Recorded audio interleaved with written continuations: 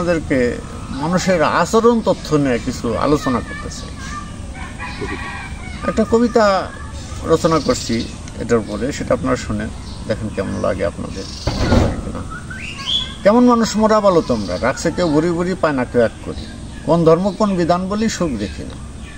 বেশি জনের দুঃখেতে দিন যায় হর হামেশায়, মিলেমিশে এক হইলে দোষ কোথায়, তাতে সুখ যদি হয়।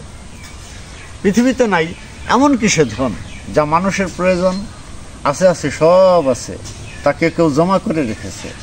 কেউ কেউ হয়েছে এক পেশে, পশু কি তাই এলো রে ভাই এই মানুষ ভেসে। যেমন বড় গরুটার গুঁতো নিতে ছোট গরুটি পালিয়েছে, বড় গরু তখন একাই মুখ দিচ্ছে ঘাসে, পশুর মতো আচরণ হয়েছে মানুষের, তাই তো সুখ পালিয়েছে। মানুষ হয়ে মানুষকে লও করে তোলে, দেশ দেশ ভাগ নয় আর পৃথিবী এক মূলে। আচ্ছা ভাই, আমরা কিরকম মানুষ এটা বলেন?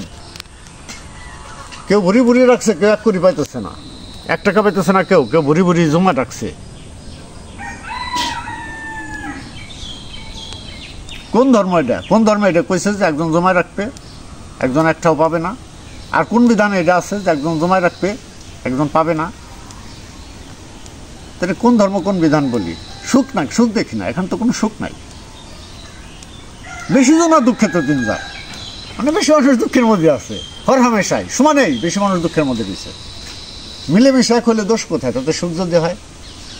আমরা সবাই যদি মিলেমিশে এক হয়ে যায় তাতে দোষ কোথায়, কী সমস্যা কী যদি তাতে সুখ হয়? পৃথিবীতে নাই এমন কিসে ধন যা মানুষের প্রয়োজন। পৃথিবীতে কি নাই যা মানুষের প্রয়োজন আছে কিন্তু সেই জিনিস নাই? কি এরকম? সব জিনিস আছে, আছে আছে সব আছে, তা কেউ কেউ জমা করে রেখেছে, কেউ কেউ হয়েছে এক পেশে। পশু কি তাই এলো রে ভাই এই মানুষ ভেসে। যেমন বড় গরুটার গুঁতো নিতে ছোট গরুটি পালিয়েছে, তখন বড় গরু একাই মুখ দিচ্ছে ঘাসে, পশুর মতো আচরণ হয়েছে মানুষের, তাই তো সুখ পালিয়েছে। মানুষ হয়ে মানুষকে লও কোলে তুলে, দেশ দেশ ভাগ নয় আর পৃথিবী এক মূলে। এখন যদি দেশ দেশ ভাগ করে রাখেন, আপনার দেশে সোনার খুন রয়েছে, ওটা যদি আপনার হয়, আপনার দেশে তেলের খুন রয়েছে, ওটা যদি আপনার হয়, আমার দেশে কোনো খুনই নাই, আমার কিছুই নাই, আমি এই পৃথিবীর মানুষ।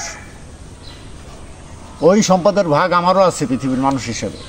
আর আমার আমার আমার আমার নিচে যদি কোনো সম্পদ থাকে সেটারও ভাগ আপনার আছে, কারণ এই পৃথিবীর অংশীদার আমরা সবাই সমাহারে, যেহেতু এই পৃথিবীতে সৃষ্টি আমরা সবাই সমাহারে অংশীদার।